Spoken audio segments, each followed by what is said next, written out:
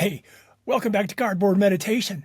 I spend a lot of time at the end of my videos talking about happiness and how to bring that to your life. Well, this time around, I'd like to start with talking about happiness. In fact, I think if you're a happy person, it's because you want to be happy.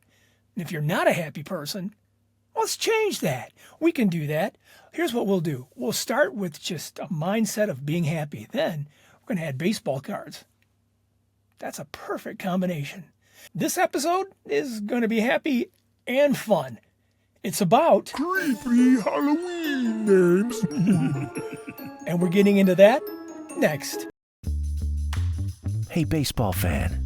Time for a little self-care and a few minutes of cardboard meditation. Welcome to the show that features some of baseball's oddest stories and the cardboard slabs that document them. Find peace and joy through baseball cards with your host, the big guy. Halloween and baseball just don't seem to coincide very well.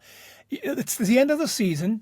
The World Series is, in full swing. And Old Fright Night is just a one-time-a-year thing at night, and they just seem to clash during the Fall Classic. It kind of gets lost in there somewhere. So what I'd like to do is take a look at some of the guys that have scary names. Maybe not too scary, but you'll see what I mean. So let's spend some time with guys like this. Dick Raditz, also known as The Monster. He got the nickname from Mickey Mantle, who Mantle said struck him out 12 of 16 times. Now, it's funny, Dick seems to remember it differently because on his autographed baseball up here in the corner, Dick Raditz states where he struck out Mantle 47 times and held him to a 1 for 63 batting average. Okay, not going to be reflected on any cards, I'm sure. Hey, how is this for a scary name? Urban Shocker. Doesn't that sound like he's the host of a low-budget local UHF creature feature show? I think so. Here he is. Forrest Vandergrift Jacobs. Now, doesn't he sound like one of those snobby trust fund babies born on third base and thinks he hit a triple? Now, his fans know him better as Spook. Yikes. Now, I don't understand this. Maybe you can help me out. He got his nickname from the ability to dump hits just over the heads of the opposing infielders. Spook? Okay, we'll go with that. Now, to quote an old Doors song, There's a killer on the road. but he hits well at home, too. He hit 40 home runs 8 times in his career and led the AL 6 times in the category and won the league's most valuable player. That's Harmon Killebrew. And he was hitting long balls in Metropolitan Stadium in Minnesota for quite some time. Now, the Killer was known for some amazing bombs. Now, the longest one was commemorated with a red stadium chair in the stadium. But when they tore the stadium down to build the Mall of America in Minnesota, they kept the chair in the exact same location. Now, you can still go see it if you shop and apparently ride something. I can't tell if it's a log ride or a roller coaster, but have fun anyway. This guy was known as The Grave Digger. That's what Richie Hebner used to do in the off-season.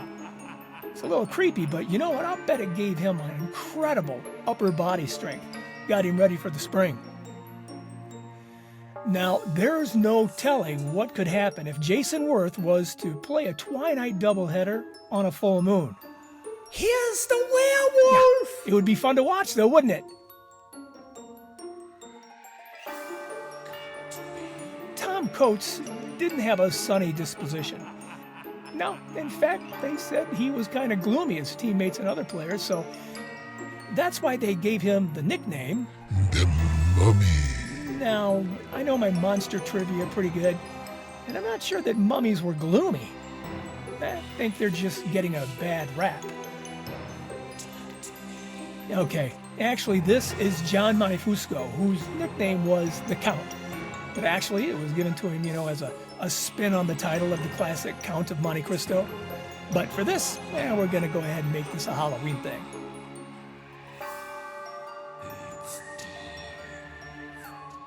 The last card here doesn't need any backstory. It's Mike Myers. Scary just looking at it, huh? You can see William Shatner in that face, can't you? Well, you should see his slash line. Take plenty of Band-Aids. Happy Halloween, and thank you for watching this episode of Cardboard Meditation.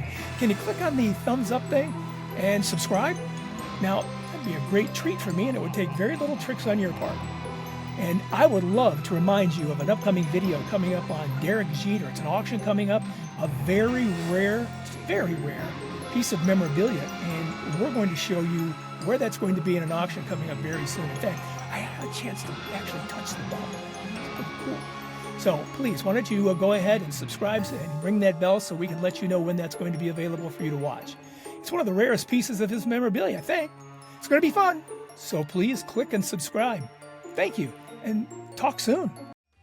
Cardboard Meditation helps set your mind right. Thank you for watching. Show us your appreciation by clicking the like and subscribe button. Ring the bell while you're at it so you'll know when we upload a new story.